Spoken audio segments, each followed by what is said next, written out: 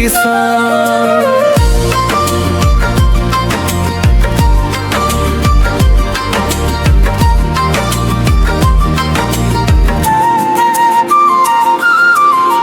फाट गे माटी रोवत है खेत, अखियां में बस गे पानी के रेत।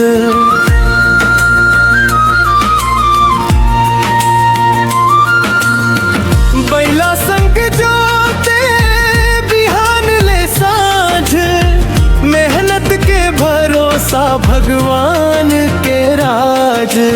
आजा रे बदरिया पानी बरसा दे, सुख के धरती हरियर सपना जगा दे।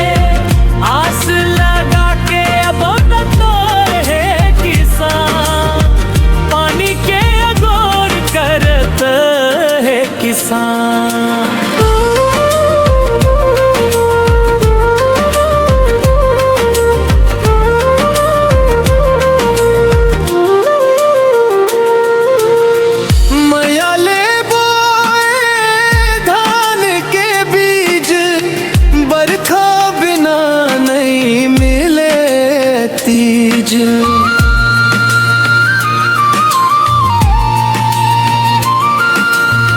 नंदिया सुख गे नाला, बरस जा मेघा भर दे प्याला।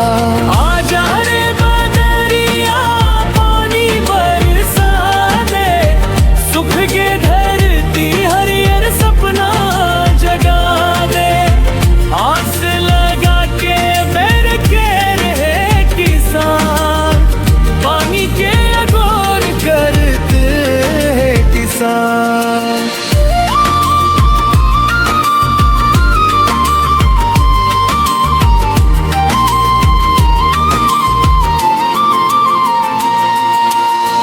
धरती दाई के अरदास सुन, बरखा बन के अब दो गुनगुन।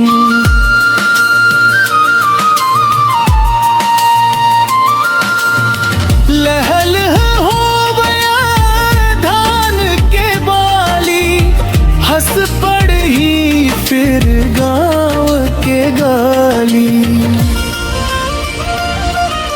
समापन मेहनत के रंग एक दिन चढ़ी, हर किसान के किस्मत चमक ही।